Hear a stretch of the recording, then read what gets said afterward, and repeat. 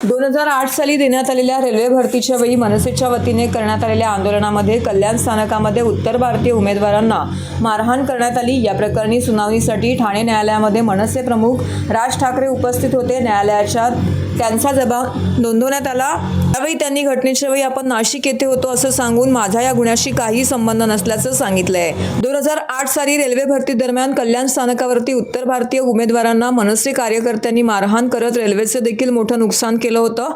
मराठी तरुणांच्या नोकऱ्या परप्रांतीयांनी हिरावल्या असा आरोप करत राज ठाकरे यांनी आणि मनसे कार्यकर्त्यांनी परप्रांतीयांना या आंदोलनामध्ये लक्ष्य केलं होतं। तसेच आंदोलनामध्ये हिंसाचाराला प्रोत्साहन दिलं असंही आरोपही त्यामध्ये करण्यात आलेले आहेत। या हल्ल्यांच्या प्रकरणात मनसे अध्यक्ष राज ठाकरे यांच्यावरती गुन्हा दाखल झाला होता। राज ठाकरेंसह 7 जणांवरती गुन्हा दाखल झाला होता। या प्रकरणी न्यायालयामध्ये आज सुनावणी झाली।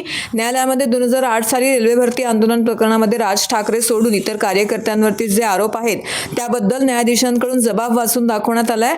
उत्तर भारतीय परीक्षार्थींनी मनसे कार्यकर्त्यांनी लाठीकाठ्यांनी मारहाण केली। या मारहाणीमध्ये परीक्षार्थींना मार लागला, ते जखमी झाले होते असा जबाब वाचून दाखवण्यात आला। त्यानंतर साक्षीदारांचे जबाब वाचून दाखवण्यात आलेले आहेत। न्यायालयाने सुनावणीची 18 मे ही पुढची तारीख दिली असून राज ठाकरेंना हजर राहण्याची गरज नसल्याचंही त्यांनी वकील विजय नांगरे यांच्याकडून सांगण्यात आलेलं आहे। प्रमाणे स्टेटमेंट रेकॉर्ड करण्यासाठी प्रक्रिया होती। त्या अनुषंगाने राजसाहेब आणि बाकीचे पण पक्षकार जे होते त्यांच्या सर्वांच्या जबानी घेतण्यात आल्या। जबानी रेकॉर्ड झाल्यानंतर प्रक्रिया ती संपवली। आता जी नेक्स्ट स्टेप आहे ते final arguments from the prosecution and defence साईडने होणार। 7 जण होते, 7+1 8 जण होते लोक। सुरुवातीला पण सांगितलेलं या गुन्ह्याशी माझा काही संबंध नाही आहे किंवा जेव्हा गुन्हा घडला त्यावेळी ते नाशिकमध्ये होते, घटनास्थळावर हजर वगैरे नव्हते ते।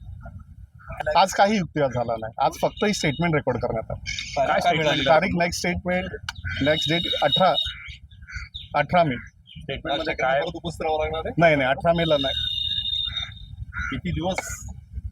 2008 पासून माझ्या पक्षकारांचं ते उत्तर नव्हतं, ते दुसरे जे पक्षकार होते त्यांचं उत्तर होतं। ही जेव्हा घटना घडली त्यावेळेला ते सीन ऑफ ऑफेन्सला हजर नव्हते, ते नाशिकमध्ये हजर होते। तो प्रश्न त्यांना विचारण्यात आला, जे आरोप फेटाळले होय दाखल केलेला हो। पुढील सुनावणी काय सांगितलं? पुढील सुनावणी कधी आहे? 18 मे। राज ठाकरे अपेक्षित आहे यांना 18 तारखेला? नाही 18ला नाही।